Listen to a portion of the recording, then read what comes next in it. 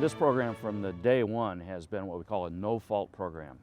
We understand the fisheries. We know that people inevitably will lose commercial fishing gear.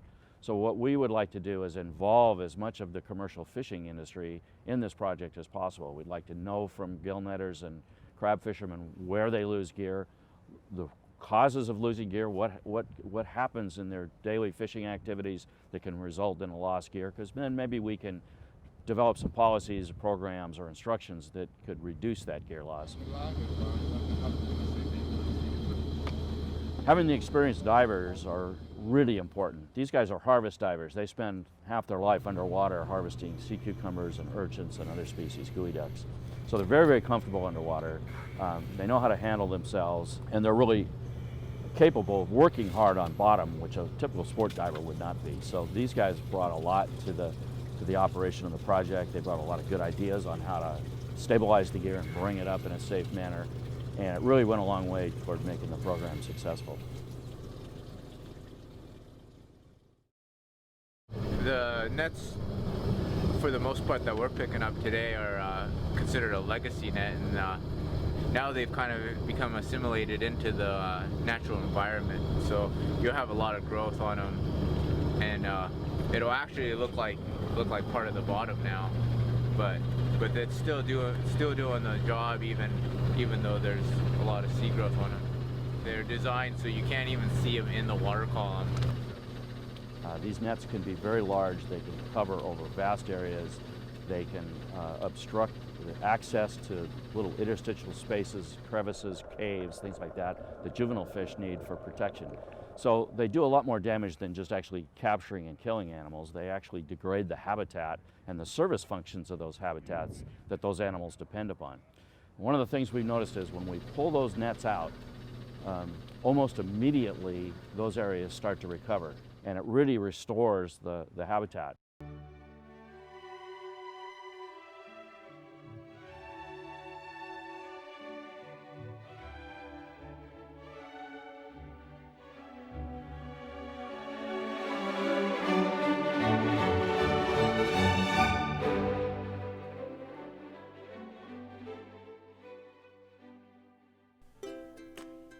Any skipper worth his salt will tell you that on occasion, a seasick deckhand is all you ever bring back to port. That the fresh catch for this particular adventure lives in the onboard porta-potty, and is indeed the deadliest. And that up here amongst the real heroes of adventure are a boatside dump station and a timely breeze. We commend you both, noble skipper and easy-to-use dump station, two heroes of Oregon's waterways.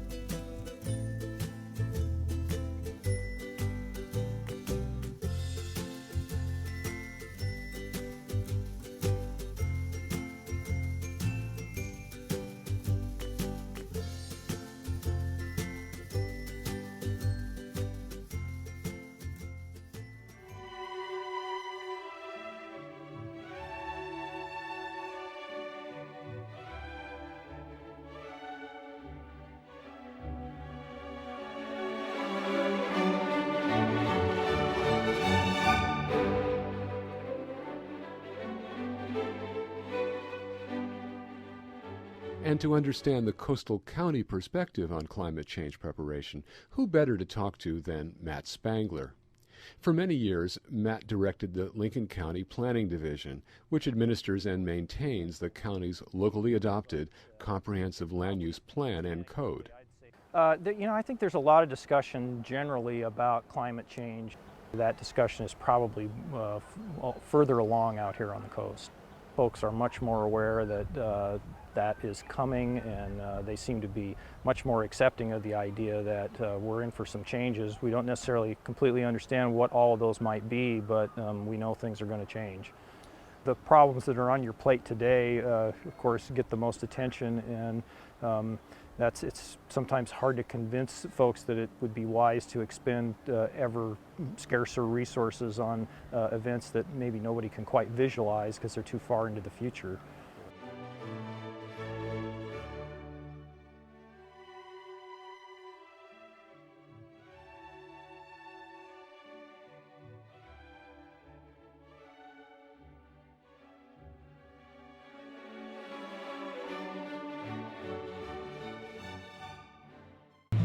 At the lower elevations near the coast, towering Sitka spruce dominate the view looking up. Individual spruce trees can be 10 or more feet in diameter and 200 feet tall. And that's another facet of the gem that is Cummins Creek. The size of the trees and the age that size represents calls attention to the reality that there are few remaining accessible stands of old-growth Sitka spruce in Oregon. Other values have been discovered in our coastal forests since the 1970s, and much of that ecological value has been understood through the research of dedicated scientists. One of those who have used Cummins Creek wilderness as a laboratory to understand the unique character of intact coastal forests is fish research biologist Gordon Reeves. Cummins Creek is unique in the fact that it's a bit of an oasis in the desert, probably one of the last strongholds for the representative vegetation that we've seen in the Coast Range, for old-growth vegetation. And you've got a unique aquatic system here that has little impact from human activities. It's got coho, cutthroat trout, and steelhead trout. It's got a good mixture of those populations. It's got beaver populations in it. Presents a real unique opportunity to get in and understand the ecological processes, the ecological roles in maintaining the long-term productivity of these coastal systems. So a lot of important scientific studies have been done here that have implications beyond just Cummins Creek.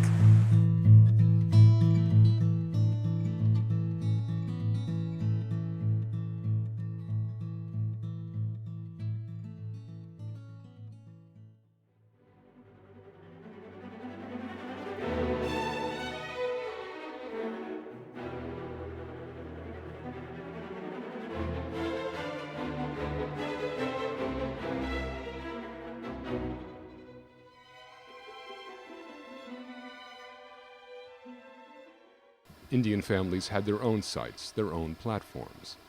While the men fished, the women had the very important roles of cleaning and preparing the fish. Historically, the Indians of the Columbia River obtained about 40% of their food calories year-round from the salmon. Because more fish could be caught than were needed for immediate consumption, many were dried to preserve them for eating later.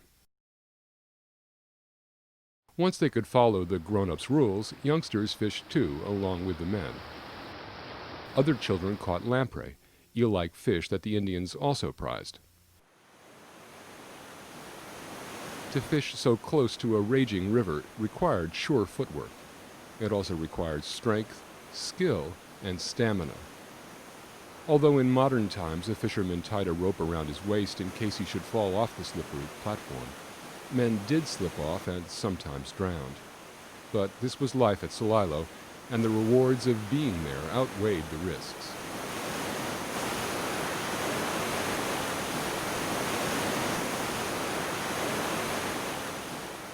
My grandmother really loved fish, and that was something that was very important to her, for us to go to a river, a body of water, and watch fish jump. And we'd go fishing, of course, and my grandfather fished at Celilo, and my family on my mother's side all fished. They were fishers. Some of my uncles, my grandfather fished there. My aunts had been married to other people from different tribes that fished there, and they all shared the fishery.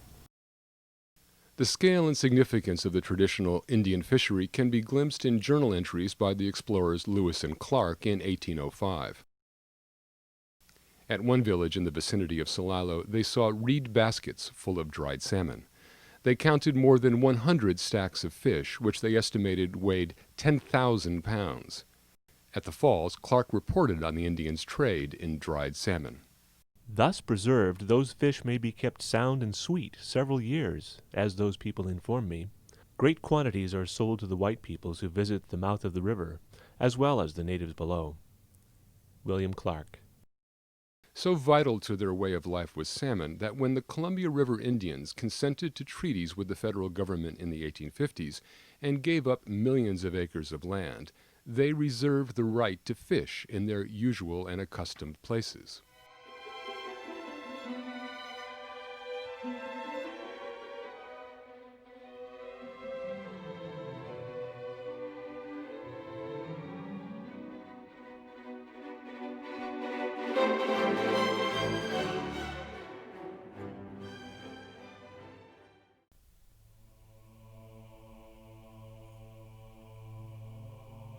Earth at night. Seen from space, the lights of cities around the world reveal our modern dependence on electricity.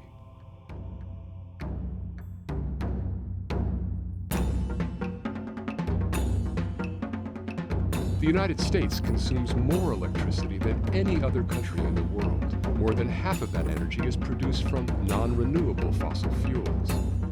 With increasing global demand on energy resources, a widely available, renewable, and clean energy source would be a great environmental and economic asset.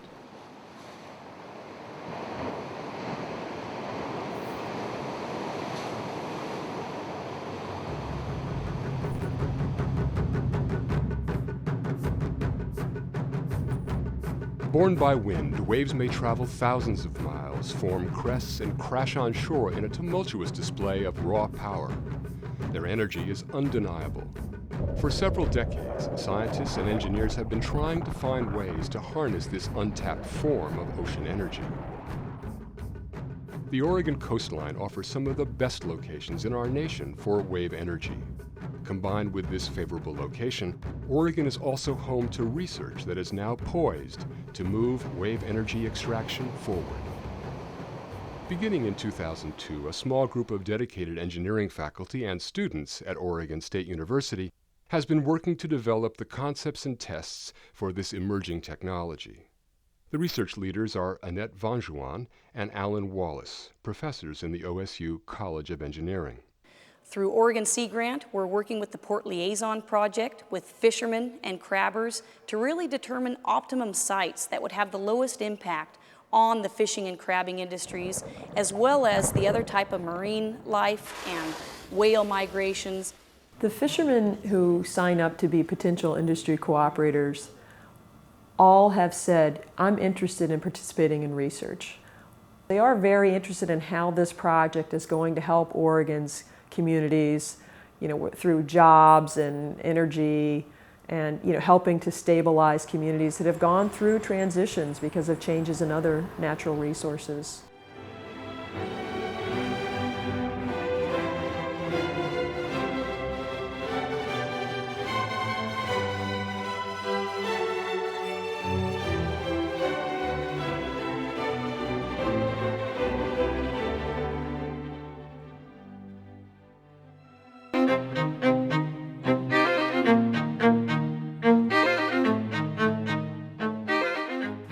How the Oregon coast looks and behaves today depends largely on fundamental and dynamic processes of the earth, ocean, and atmosphere. These processes affect the coast on different scales of space and time, from very small to very big. To the west of Oregon, the seafloor is slowly spreading apart along deep-sea ridges at the rate a fingernail grows. The region where this slow-moving seafloor collides with the continental landmass, 20 to 40 miles west of the coast, is known as the Cascadia Subduction Zone because the seafloor goes under the continent, lifting up the coast in certain places. A history of uplift can be seen in sea cliffs and the marine sediments they contain. The flat marine terrace is the lowermost and youngest terrace of a series that in some places form a stairway up the flank of the Coast Range. Their presence documents that the Oregon coast in general has been gradually rising for tens of thousands of years. Still, in the Cascadia Subduction Zone, what goes up does come down. During a subduction zone earthquake, some areas of the coast may subside or drop by 3 to 6 feet. Geologic evidence indicates that catastrophic earthquakes have occurred at least 6 times in the past 4,000 years, at intervals ranging from 300 to 1,000 years. Researcher Paul Komar has studied the long-term effects of such earthquakes. The last major earthquake was in January year 1700, magnitude 9. And the surprising thing is even though that was 300 years ago, it's still having effects on the erosion of the Oregon coast.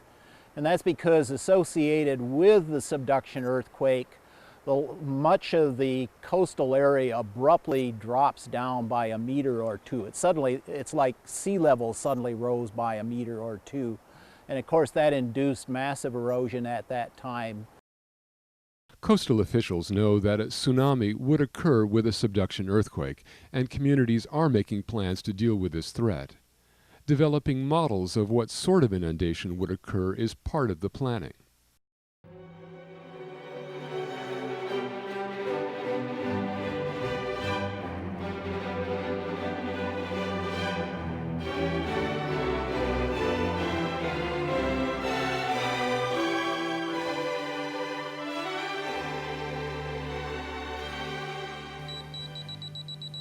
.53. But the coolest tool is a portable setup known as GPR, Ground Penetrating Radar. There's a receiver in a backpack, a computer to analyze the data, and a transmitter to shoot the radar pulses. Ground Penetrating Radar pretty much tells what the tool does, though it may not be immediately obvious why one would want to shoot radar into the ground. The answer has to do with these broken pieces of crockery found at the Netardt Spit in the 1950s. Turns out they are part of an Indian village that was here in the 1600s. This is known because the crockery includes Chinese porcelain from that period. The site was excavated by University of Oregon researchers in the 1950s, and more recently has become of interest because of what the village might reveal about earlier coastal environments and climate.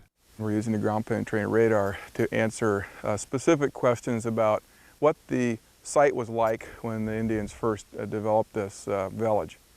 Specifically what the landscape was like, whether the sand dunes, which they have built on these sand dunes, whether they were vegetated or still active. We've just figured that out 5 minutes ago, so that's pretty exciting. The behavior of dune environments is of particular interest to Dr. Peterson, who is a geologist. Peterson experiences a kind of time travel through his geological investigations. It's kind of fun to come out to a site like this and be able to, as a geologist, see a landscape and go back 500, 1,000 years and be able to say what it was like. When we walk around, we don't see just the present, we see the past that led up. And so it's a way to sort of visualize people living in these prehistoric landscapes. And not just the general aspects, but quite detailed, like, oh, there was a creek here, they must have gone there for water. Here was a house pit here, just above water table. Boy, during the winter time, that must have flooded. They would have gotten their feet wet. And we can see all those settings as a geologist, and then to see how people lived on them and dealt with them during their lives, where they built, where their paths were, where artifacts are, is very fun.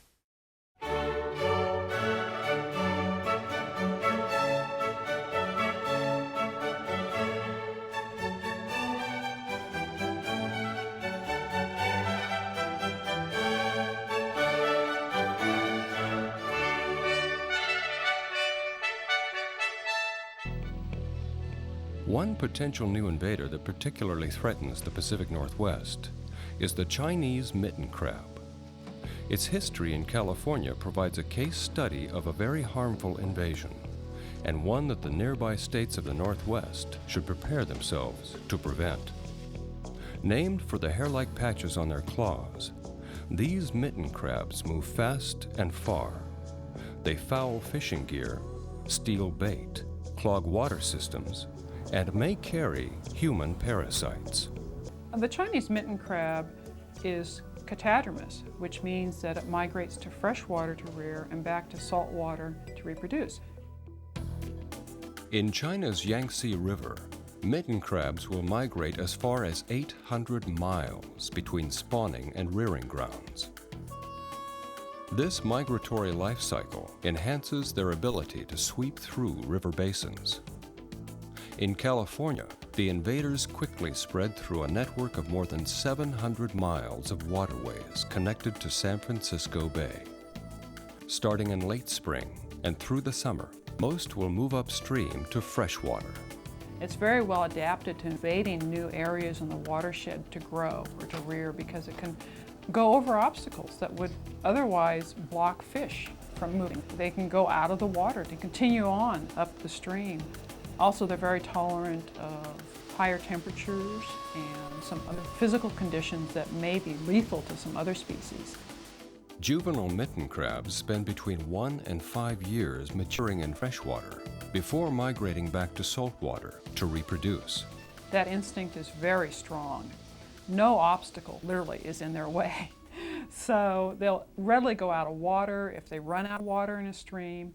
From there, reports of them in backyards. We've had reports of them on roadways, driveways, swimming pools, basement of a high-rise. Airport runways, golf courses, downtown on launch ramps, climbing uptown on walking across the boulevard. In places people go, is that a crab?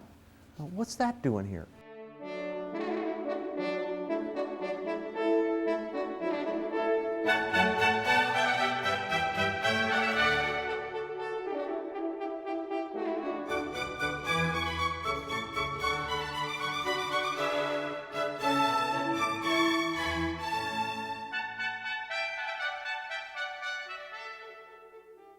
I've been doing a lot of thinking lately about what makes Oregon great. And when people talk about Oregon's greatness, they refer to things like the Beach Bill, always, the Bottle Bill. They refer to the land use planning program that's preserved open spaces and gives people in this state more choices than probably any other state in the nation. And when you stop to think about it, we've had 1 million people into this state since 1975. So some of them were born here, some of them moved in here. But the point is, 1/3 of our population wasn't here when all those things were put together. And so this Oregon ethic, this heritage, this sense of community responsibility and environmental stewardship, which we sort of identify with as part of the Oregon ethic, I think we could lose it. Because if all we're willing to do as Oregonians is point to a heritage that was created by other people and not do anything in our daily lives to nurture and replenish and renew that heritage, then we lose something that's very important to us. And I think the salmon and watershed health is a key to that. There are things that Oregonians can do today that will not only help the salmon, not only help the watersheds, but I think renew the Oregon ethic, the specialness of this place. It's really part of why we come here. So I think people should care deeply about this for the state as a whole, for the salmon in particular, and for themselves.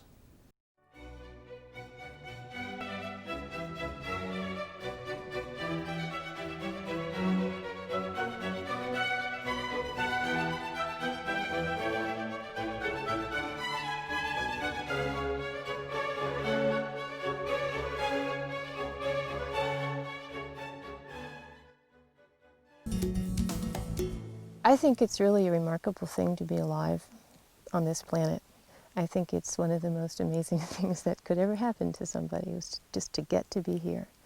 And to be here and see a way in which you might be able to help make it better or make it more likely that some of the wonderful things here will be able to keep going. And then to fail to do whatever it is that you think you might be able to do to help, to me is unconscionable. And I don't want to come across as being particularly high-principled, because I'm not. It's more that I know how terrible I would feel if I weren't doing something. It's not so much that we know why we're doing this, but we can't not do it. We would feel that we are somehow abdicating our responsibility to ourselves, or our responsibility to whatever it is that put us here in the first place.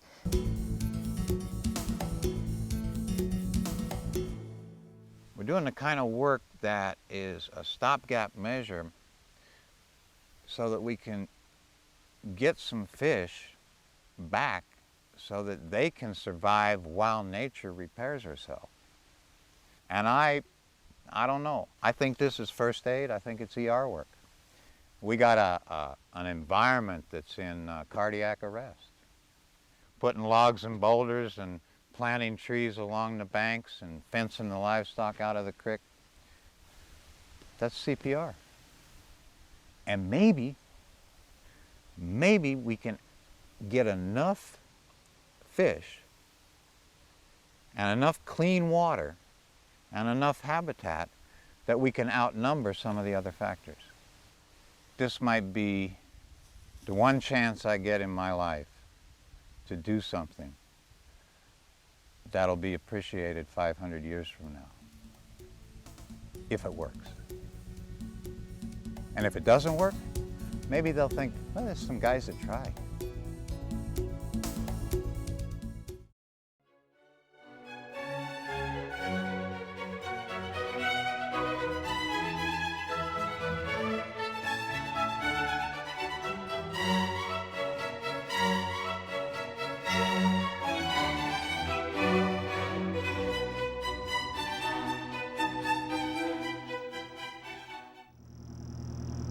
Some wives are even more intimately involved in the fishing business.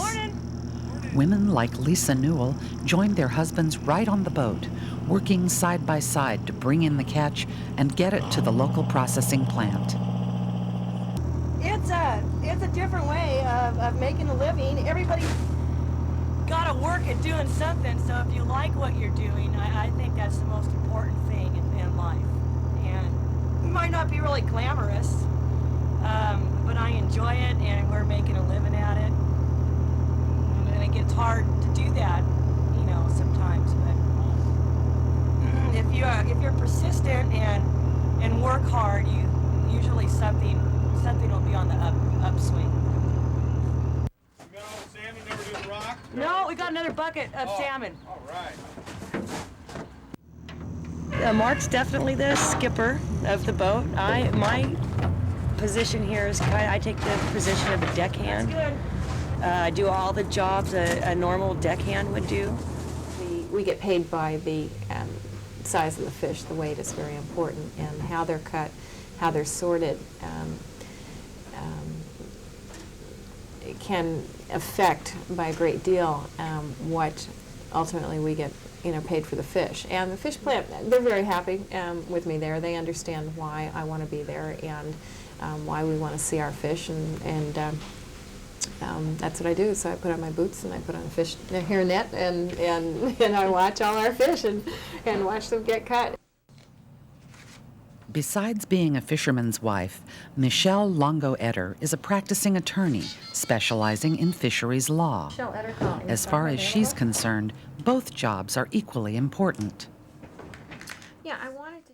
Given my age and where I've come to in my life, you would have never probably been able to say to me 20 years ago that I would ever describe myself. If someone asked me who I was, that I would never, the first thing I wouldn't say was a fisherman's wife, because I would think, oh my goodness, how could, a child of the, the 60s and 70s and the politics thereof, how could a woman ever describe herself as somebody's wife and still have any kind of sense of integrity about it? How can you be described as an appendage to someone and think that that really means something? Well, I've been down that path. I'm very secure in who I am and what I do work-wise, because I've had some extraordinary opportunities to pursue, whether it be my education or establishing my own business and owning and running my own business. I've been there, done that, and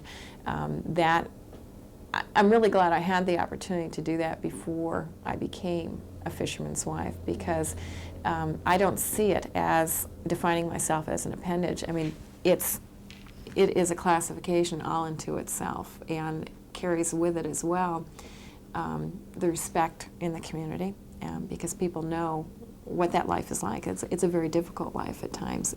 There isn't anything, being a parent is right up there, number one, but there isn't anything more important that I do than, or anything that I'm more proud of being than as a fisherman's wife.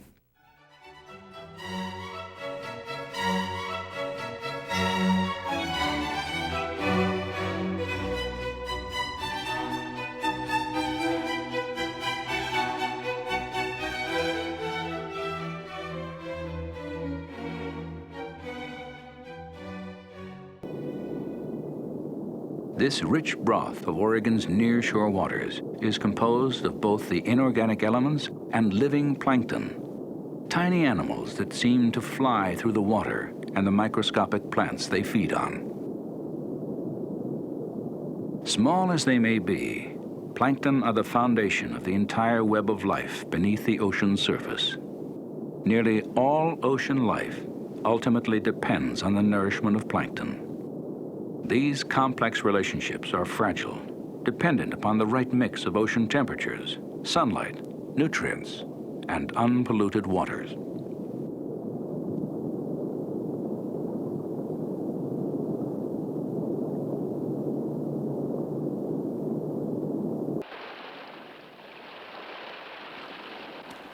Jane Lebchenko, a professor at Oregon State University, is one scientist who studies the Intertidal Zone to understand its special characteristics. What accounts for this remarkable abundance of life? Simply put, the land supplies a solid foundation for the aquatic organisms of the intertidal to hold on to, while the sea provides a continuing supply of nutrients.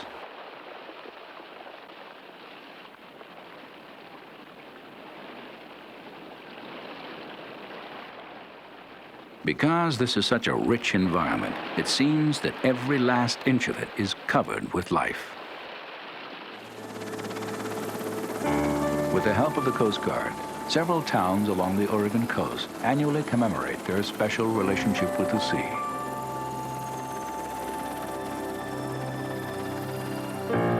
A traditional procession of the fleet makes its way out of Safe Harbor.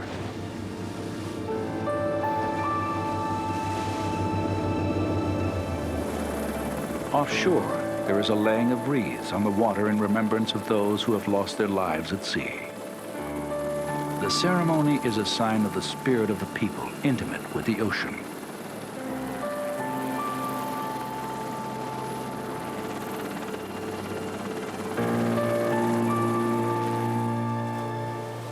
Many Oregonians are concerned about developments that would change the largely unspoiled character of Oregon's ocean.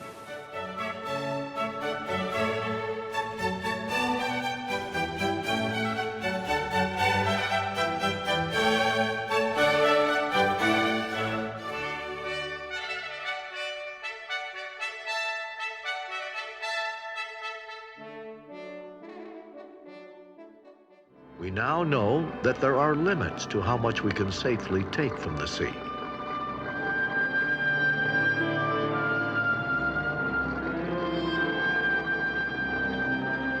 People are beginning to look to the sea not so much with the eyes of fishermen as with the eyes of farmers.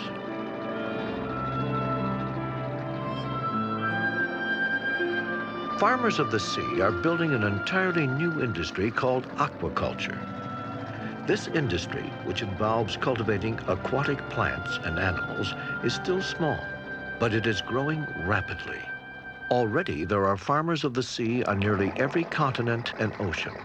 Filipinos have fenced nearly 1/2 million acres of water in which they raise captive milkfish. In Singapore, sea bass live at the amazing density of 16 to the cubic meter in floating cages.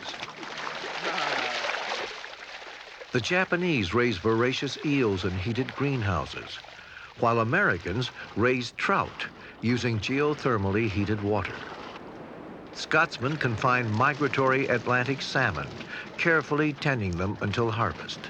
The most modern hatcheries in the northwestern United States, federal employees periodically check the adult fish. Those that are ripe will first be killed and then stripped of eggs.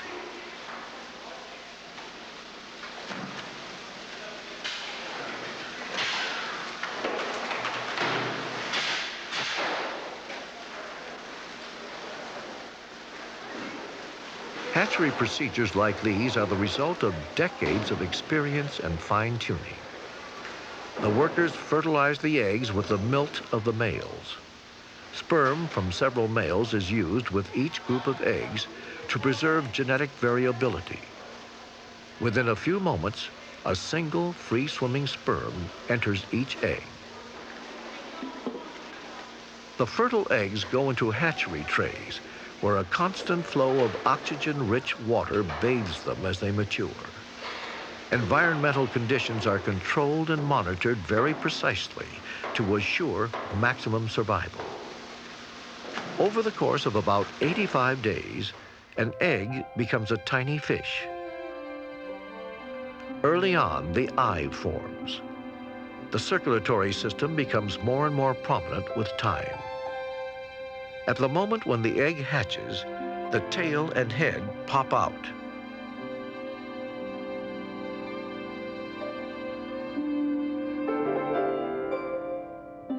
Finally, these tiny salmon, called sac fry, absorb their yolk sac in a process called buttoning up. In a hatchery, 60 to 80% of these eggs produce fry that survive to migrate to the sea.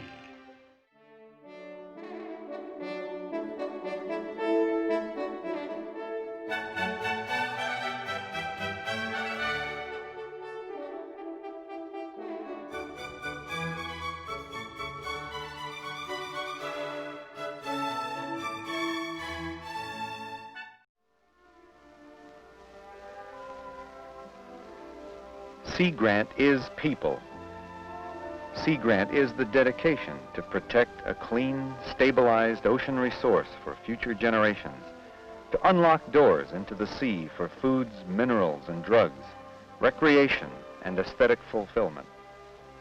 Sea Grant is people working together to solve wisely the problems of the ocean. People from your government at federal, state, and local levels, from industry, and from education. They are combining research, teaching, and advisory programs in Sea Grant. Together, they and you share the sea.